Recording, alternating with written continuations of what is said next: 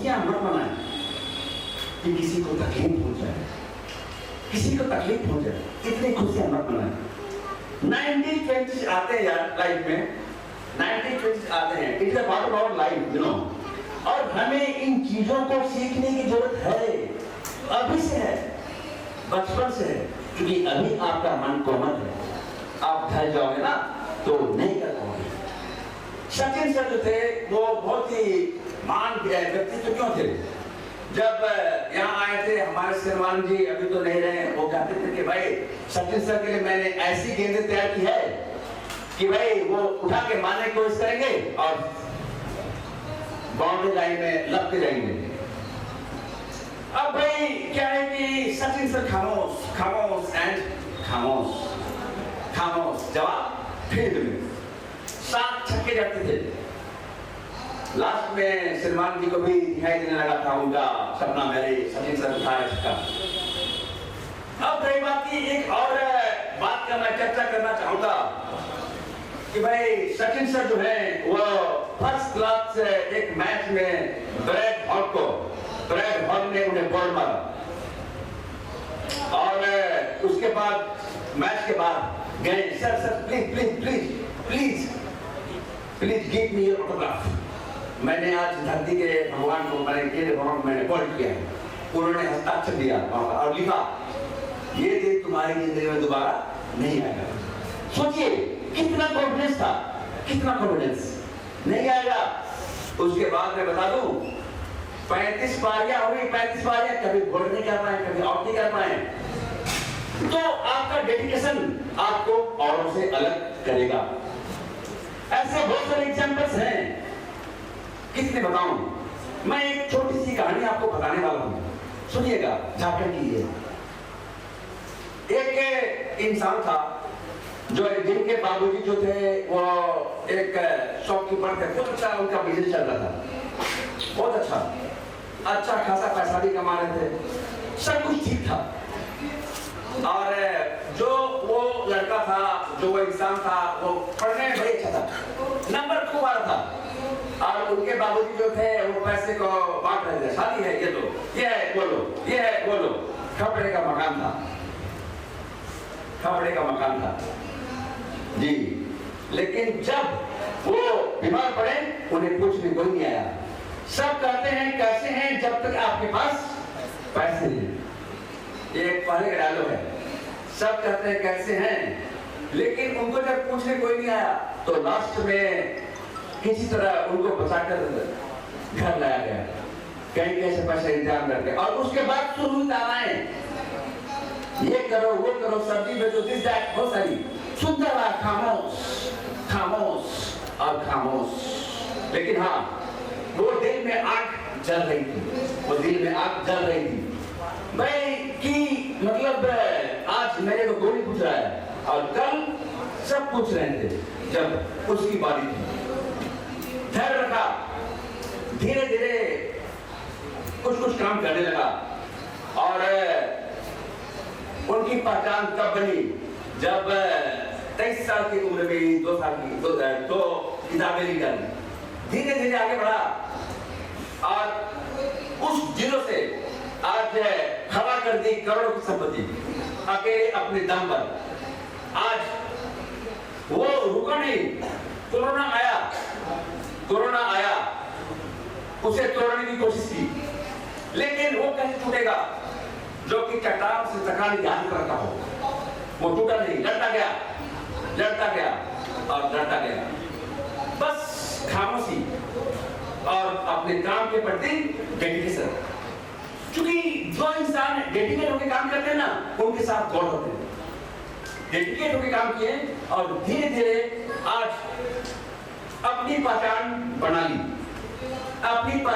ली। अब क्या है कि भाई जरूर और लाइफ में वो आगे बढ़ने लगे। उसका सपना है कि भाई पूरे विश्व में उसको उसके अच्छे काम को जाना जाए। तो इंसान कोशिश ही कर सकते हैं ना, क्या सर? इंसान तो कोशिश ही कर सकते हैं ना, गलत बोल रहा हूं मैं? और भैया इंसान कोशिश ही कर सकते हैं, बाकी तो ऊपर वाले। 2 चीजों के पैसे नहीं लगते हैं बड़े सपने देखने की और कोशिश करने की, नहीं लगते हैं। उसकी कोशिश जारी है, उसकी कोशिश जारी है और वो अपनी सोच रखते हैं कि मैं कुछ अलग कर सकूं। लाखों के कर्ज को लिए घूम रहा बंदा, लेकिन कोई फिक्र नहीं, कोई दर्द नहीं, कर लूंगा, हो जाएगा।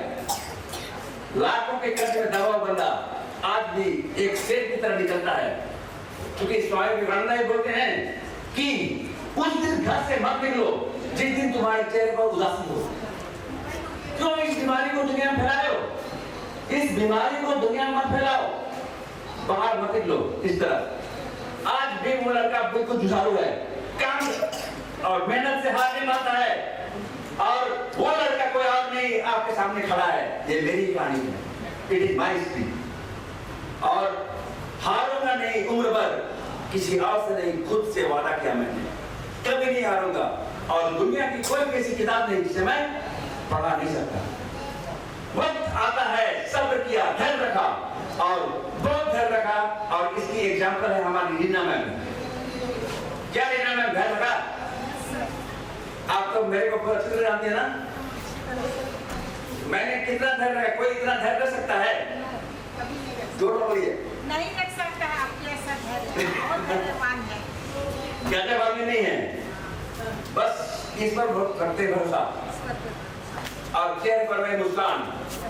हम बोलते हैं हमारे बच्चों को लगना चाहिए कि अनुसर की स्पिरिट है, वही मुस्कुराहट, वही दम।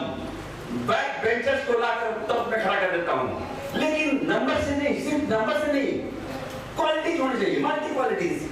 हम अपने बच्चों को संस्कार सिखाएं, हम अपने बच्चों को ये सिखाएं कि कैसे।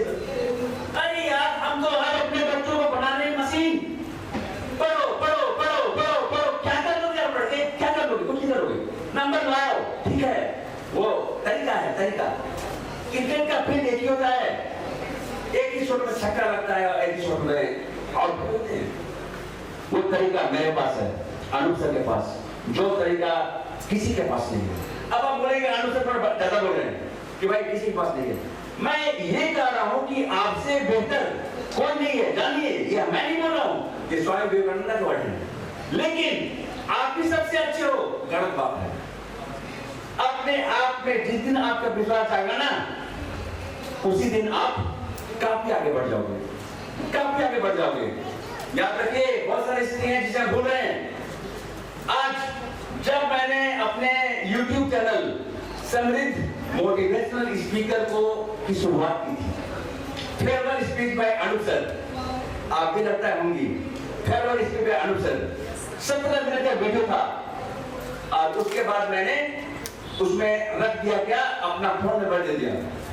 अब उस फोन नंबर से मेरे को ऑफर आने लगे कि भाई आपको 5 लाख देंगे, घर बैठे काम कीजिए, 1 साल का एग्रीमेंट, 7 लाख। मेरा जवाब था, सर्कस का शेर जंगल का नहीं, और सर्कस के जंगल के शेर को कभी कभी भूखा भी रहना पड़ता है, जंगल के शेर को कभी कभी भूखा भी रहना पड़ता है। ये बहुत जो बातें मैं आपसे कह रहा हूं, जो आप सुन पा रहे हैं, जो आप सुन पा रहे हैं, ये बात मेरे प्रैक्टिकल नॉलेज पर आधारित है। Practical knowledge. जब मैं मैट्रिक में टॉपर बना था 1996 में, उस वक्त बिहार बोर्ड में 10% लोग पास हुए थे, 10%, और मैं टॉपर था अलग अलग, जितना भी इधर रांची वगैरह है ना, मैं टॉपर था। पर उसके बाद बांडर से पहली बार किसी स्टूडेंट को सेंट जेवियर्स कॉलेज में दाखिला हुआ था। उस वक्त अभी भी वो बहुत ही अच्छा कॉलेज है। उस वक्त मैंने लिया PCMB, physics chemistry biology math. अब धीरे धीरे मेरे बाबूजी का सपना था कि मैं डॉक्टर बनूं। अब मैं करता गया काम, फिर मेरे को उधर मन ही नहीं था। अब सबसे बड़ी बात है ना, जो आदमी पैसा दे दिया हो ना, वो जल्दी कुछ बन सकता है। मान लीजिए आप अपने बच्चे को, हाँ भाई ये इतना पैसा है, नहीं मिलेगा कुछ, नौकरी करवाना चाहते हैं तो ठीक है, पैसा देख लिए है, हाँ पढ़ाई कर लिया भाई, ठीक है, आदत लगी, लत लग गई। आप अपने बच्चे को जो सिखाना चाहेंगे ना, वो नहीं सिखा सकते हैं। आपको अपने आप को बदलना होगा, क्योंकि आप जैसा करते हैं ना, उसको देखकर बच्चे सीखते हैं, उसको देखकर बच्चे सीखते हैं कि आप क्या कर रहे हैं। हमने आज एक बहुत बड़ी कमी आ गई है, और वो है धैर्य। अपने वक्त का इंतजार कीजिए, वक्त खुद कहेगा चल अब तेरी बारी है, चल अब तेरी बारी है। जब वर्ल्ड कप में सचिन सर को कहा गया था कि भाई मैं पहली गेंद पर आपको गोल मारूंगा, पहली गेंद पर गोल मारूंगा, कहा गया था। सचिन सर जो है 12 दिन सोए नहीं थे, लेकिन हाँ, पहली गेंद पर जवाब था सिक्सर। इस सेमिनार के लिए मैं भी पिछले 15 दिन से सोया नहीं हूं, 15 दिन सोया नहीं हूं। मेरी कोई भी बातों के लिए मुझे तैयारी नहीं करनी पड़ती। मैं जहां पर एक कहावत है ना भाई, मैं जहां खड़ा होता हूं वहीं से लाइन शुरू हो जाती है। अमिताभ बच्चन ये क्या बता रहा है? कॉन्फिडेंस। मैं जहां खड़ा हुआ वहीं से लाइन शुरू। That means you are the best. You are the best. Number 1. फेंके हुए पैसे मैं आज भी नहीं उठाता। अमिताभ बच्चन फेंके हुए पैसे मैं आज भी नहीं उठाता। क्या सीख मिली आपको इससे? इससे सीख यही मिलती है कि कभी भी हमें गलत तरीके से काम करके पैसे नहीं कमाना चाहिए।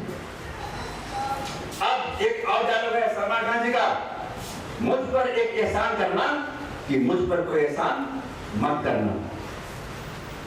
मतलब अपने आप में इतने दृढ़ रहो कि किसी के एहसान की जरूरत ना पड़े। नंबर 4, हम अक्सर एक और बात देखते हैं। एक बात यह देखते हैं ना कि भाई एक सलमान खान जी का फिल्म था जय हो, फिल्म में बहुत बड़ी बड़ी सीख मिलती है, पर हम शायद उसको समझ नहीं पाते। जैसे कि भाई थैंक यू नहीं बोलने का, थैंक यू नहीं बोलने का, 3 लोग की मदद करने का, 3 लोग की मदद करने का। तो हमें मदद की भावना होनी चाहिए, हमें मदद की भावना होनी चाहिए। मैं एक और मतलब फिल्म ये जो बहुत कुछ सिखाती है, यू नो, फिल्म में भी हमें बहुत कुछ सिखा जाती है, पर हम उनको रियल लाइफ में फॉलो नहीं कर पाते हैं। आज सब कुछ हो गया डिजिटल।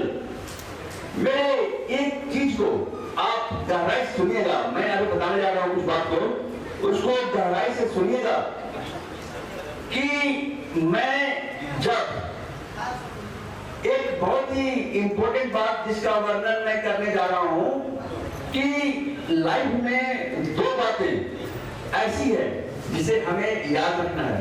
पहला, कभी गिव अप नहीं करना है। अच्छा हाँ, एक बहुत बड़ी बात स्टूडेंट्स बहुत ध्यान सुनिएगा। अरे यार पढ़ के गए लेकिन भुला गए, भूल गए सर, छूट गया क्वेश्चन सर, ये सब बातें आम है। लेकिन हाँ, अपने मेमोरी को कैसे बढ़ाएं? एक मैं एग्जाम्पल देना चाह रहा हूँ कुछ बातों को। आपका माइंड जैसा सोचता है वैसा बन जाता है, याद रखिएगा। जैसे कि मान लीजिए आप डेली अलार्म लगाते हैं उठने के लिए 5 बजे का, राइट? कहीं आपको पिकनिक जाना होता है ना, तो आप अलार्म लगाते हैं 4 बजे का। लेकिन आप देखते होंगे ना कि आप 4 बजे के पहले ही उठ के उस अलार्म का इंतजार कर रहे होते हैं। हमारे रॉन्ग, बताइए, क्या अलार्म से पहले उठते कि नहीं? अरे जाना है पिकनिक, अलार्म लगा लिए। आपका माइंड जो है ना वही संकेत देता है। आपका माइंड जो है वो मास्टर है, मास्टर, और ये है स्लेव बॉडी। आपका माइंड जो कहेगा वही होगा। मन के हारे हार है, मन के जीते जीत। इन 2 बातों को एकदम रख लेने की जरूरत है मन में, क्योंकि भाई ये शुरुआत हमें आज ही करनी है, ये शुरुआत हमें आज ही करनी है। कल कभी नहीं आता है, कल कभी नहीं आता है, कल कभी आएगा भी नहीं, कल कभी नहीं आएगा। इस बात को समझने की जरूरत है। हम जानते हैं कि आज के मॉडर्न युग में समय जो है बहुत कम है, बहुत कम है। अरे भाई कोरोना के बाद तो कमाना ही मुश्किल हो गया है, ठीक है, लेकिन जो यहाँ पर मान लीजिए कि पढ़े लिखे गार्जियन नहीं है, कम से कम रात को 10 मिनट 15 मिनट समय देकर कॉपी को पलट के पूछे तो कि भाई क्या इसमें स्टार मार्क मिला है, इसको सुनकर मतलब बच्चे खुश होंगे, हाँ कि मेरे पेरेंट्स देख रहे हैं, हम तो बात कर रहे हैं। तो क्या हम अपने बच्चों के लिए 10-15 मिनट दे सकते हैं? दे सकते हैं। आप पढ़े लिखे नहीं, ठीक है, पलटिए ना, हल्का सा पलटिए और देखिए, उनको खुशी मिलेगी कि हाँ हमारे पेरेंट्स भी देख रहे हैं। अब बातें इतनी हैं कि जब तक अपने आप में आप सकारात्मक सोच का विकास नहीं करेंगे तब तक नहीं होगा। मान लीजिए कि आपको हम खड़ा कर दिए, चलो बैठने के लिए खड़ा कर दिए, अंकल को भी जाना है, कुछ काम है क्या अंकल, सही है गलत बता दीजिएगा, जब ओवर बता दीजिएगा। तो यहाँ पर मैं कुछ और बातों के बारे में यहाँ पर चर्चा करना चाहूंगा। और थोड़ा हम आजकल ना फिल्मों के सिलसिले सिखाते हैं, फिल्म देखना बड़ी बात नहीं है, अच्छी बात है यार। अगर अच्छी बात नहीं है तो भगवान दुकान दिए हैं, यहाँ सुनिए और कर दीजिए, अच्छी बातों को स्टोर कर लीजिए, अच्छी बातों को स्टोर और गलत बातों को आउट, ठीक है। मैं यहाँ पर बताना चाहूंगा, एक फिल्म है बागी 2। उस बागी 2 में 9 से 10 शिक्षा दी गई है, 9 से 10 शिक्षा, लेकिन हम शायद उन शिक्षा को पकड़ नहीं पाते हैं। इसको बताने के पहले मैं एक और बात बता रहा हूं, सुन लीजिए, बहुत गहराई से, एकदम गहराई सुनिए।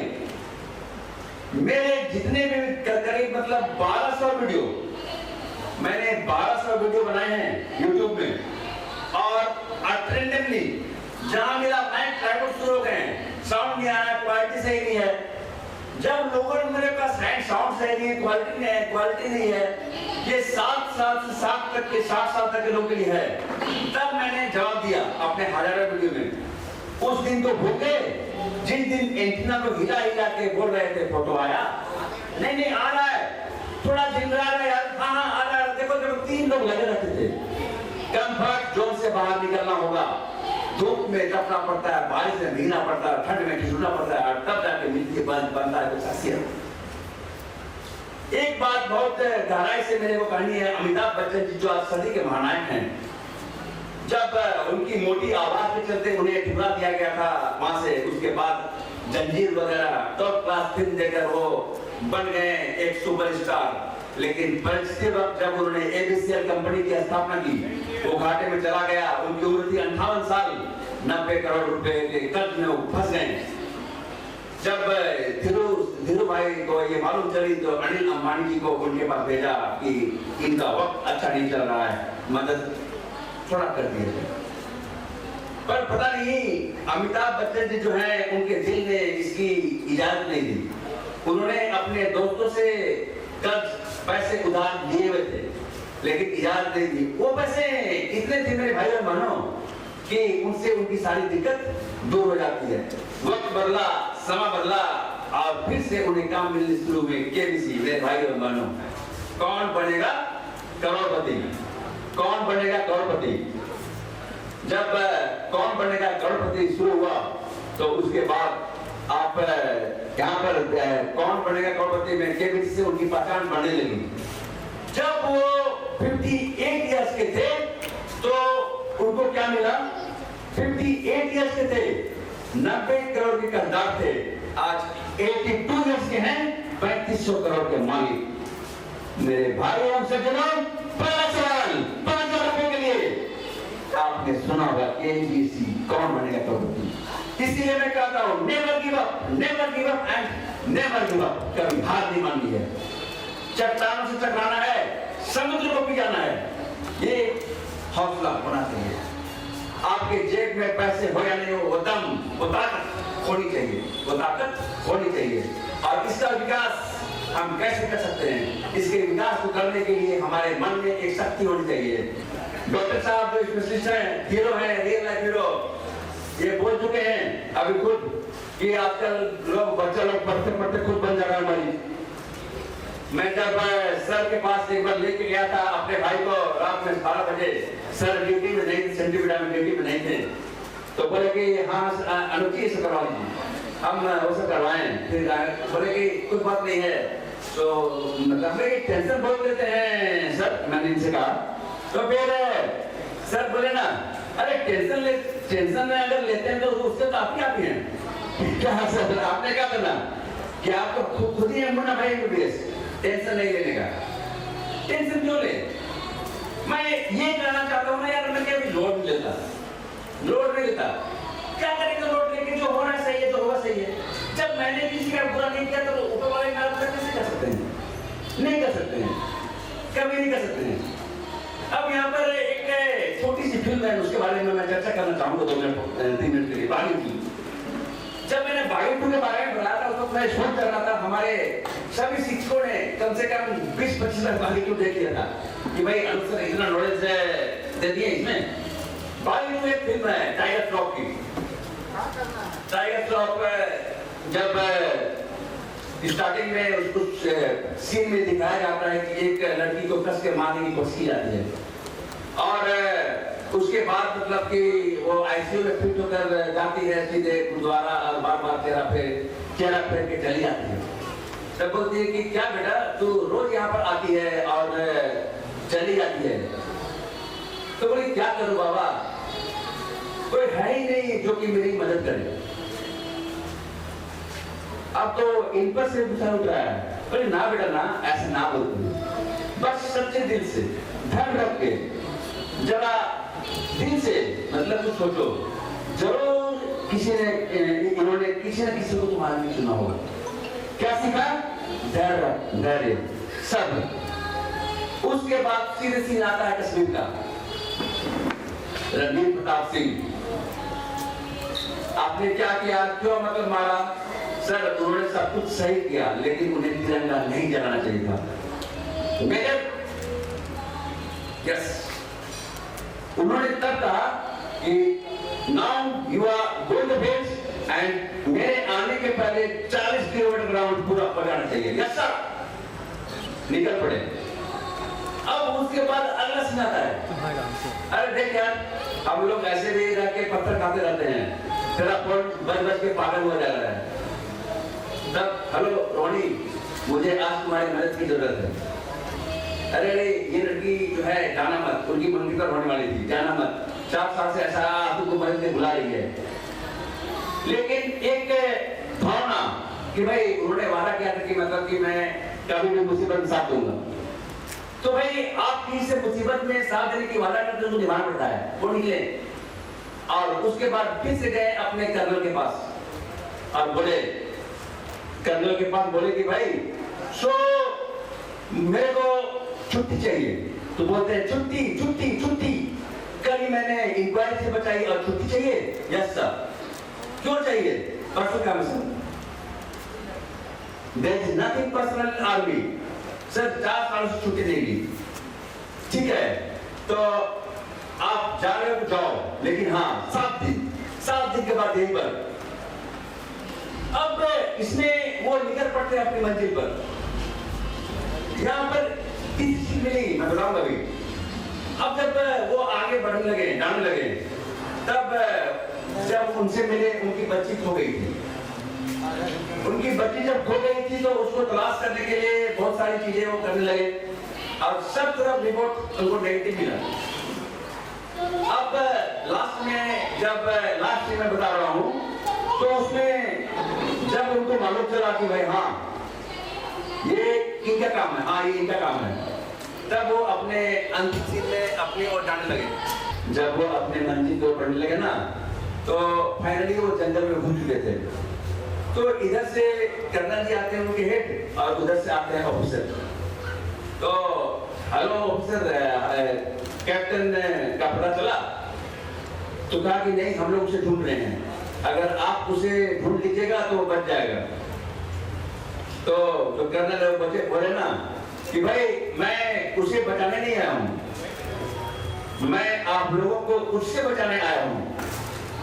ये जंगल जो है ना उसका घर है, और यदि आप अंदर गए तो जहन्नुम बना देगा। इस लड़ाई में उसका कुछ बिगड़ेगा नहीं और तुम्हारा कुछ बचेगा नहीं।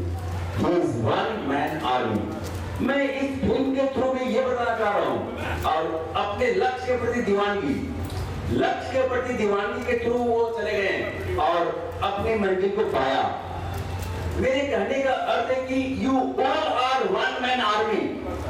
बस एक बार विश्वास पैदा करने की जरूरत है। अपने आप पर विश्वास करेंगे ना, तो आप दुनिया की हर जंग जीत जाएंगे, हर जंग जीत जाएंगे। मैं यहाँ पर एक बात बताना चाहता हूँ, यदि आप अपने बच्चों को खिलौने नहीं देंगे ना, तो वो एक दिन रोएगा, लेकिन यदि संस्कार नहीं दिया तो वो जिंदगी भर रोएगा। इसलिए इस बात को बहुत गहराई से समझने की जरूरत है, इस बात को समझने की जरूरत है। संस्कार कीजिए, बच्चों को सिखाइए, संस्कार बहुत जरूरी है। मैं ये मानता हूँ कि 10% किताबी ज्ञान, 90% प्रैक्टिकल नॉलेज।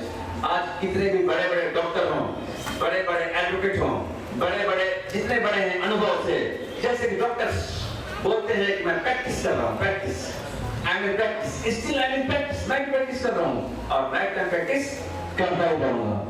मेरे कहने का अर्थ है कभी भी मैं, जैसे कि मेरी चलती है समृद्ध लीडरशिप एकेडमी, जितने भी पेरेंट्स आते हैं मेरे पास, सबसे पहले मैं करता हूँ काउंसलिंग कैसे करता हूँ? उनके माता पिता बैठे हुए हैं, बच्चा बगल में, बच्चे को कुछ बोलने की जरूरत नहीं है, मैं सब कुछ लिख देता हूँ कमियों के बारे में। Am I right? मैं पूछना चाहूँगा, आप ही हिंदी काउंसलिंग लेना, तो ये बात सही है? बहुत मौकी है, तो उन्होंने मुझे बारे में सारी बातें तो फेस रीडिंग देख के ही बता दी और साइड में लिख दिया। अब वो हैरान हो कह रहा है इनको मेरी जन्मपत्री कैसे पता चली, बच्चे ने ये शब्द बोले। तो बोला नानी आपने बताया होगा। मैंने बोला नहीं, मैंने नहीं बताया, सर ने तुम्हें देख के पहचान लिया। तो ऐसा मुझे महसूस हुआ कि अमृतसर की एक खासियत है कि पहचान लेते हैं। मैं यहाँ पर एक और बात करना चाहूँगा कि मैं जैसे कि 99.9% मैं गारंटी देता हूँ, क्योंकि गारंटी कोई भी चीज़ की नहीं है, लेकिन मेरी कोशिश रहती है कि मैं बच्चों का अच्छे भविष्य का निर्माण कर सकूँ। मैंने कहा कि भाई अमिताभ बच्चन की तरह फेंके हुए पैसे मैं आज भी नहीं उठाता, अनुकुमार फेंके हुए पैसे, अगर फायदा नहीं हुआ आकर पैसे ले जाइए, आकर पैसे ले जाइए, हाँ, लेकिन उसके चार्जेज हैं। अब देखिए बात सीधी सी है, घोड़ा घास से दोस्ती करेगा तो खाएगा क्यों? लेकिन ऐसा भी नहीं है, जो बहुत गरीब हैं उनके लिए भी मैं समय देता हूँ, जो गरीब हैं, और ऐसे बहुत से मेरे स्टूडेंट जो कि मतलब कहाँ पहुँच गए हैं। मेरे कहने का एक यहाँ पर और अर्थ है, हम कमा तो रहे हैं बच्चों के लिए, पर क्या उनके लिए बच्चों को ज्यादा सुविधाएं मत दें, सुविधा बहुत कम दें। सुविधा जितनी ज्यादा देंगे ना, जैसे कि मैं यहाँ पर जब आया रांची में, हो गया 1.5 साल, मैंने स्कूल अथॉरिटी से कहा, जब उन्होंने कहा कि आपके बच्चे का हम टेस्ट कैसे लें, तो ले ऐसा क्या बात है मैम, टेस्ट तो लेना होगा भाई, टेस्ट तो लेना होगा। मैंने कहने का आप बोले ना हो जाएगा, तो भाई हम बोले कि टेस्ट तो जरूरी है। तो फिर मैंने अपने स्कूल में भी मैं कहा था अपने टीचर से कि मेरे बच्चों के साथ भी वही टीचर होना चाहिए जो एक आम बच्चे के साथ होता है, अगर गिरेगा तो खुद उठेगा, गिरेगा तो खुद उठेगा। और मैंने यही बात यहाँ भी कहा है कि कोई भी स्पेशल ट्रीटमेंट नहीं होनी चाहिए।